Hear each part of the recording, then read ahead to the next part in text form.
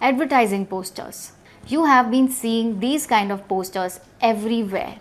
Whether you look at the mobile, whether you look at the app, whether you look at when you surf the internet, when you go walk around, or when you go buy something from a grocery shop.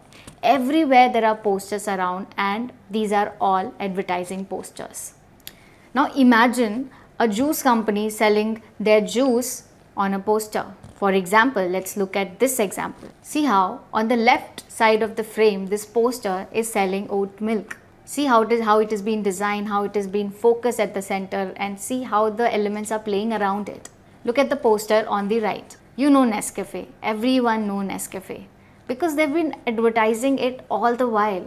And you can also make these posters very interesting by making it minimal and saying what you have to, and by layering different objects together, like in this poster. Political.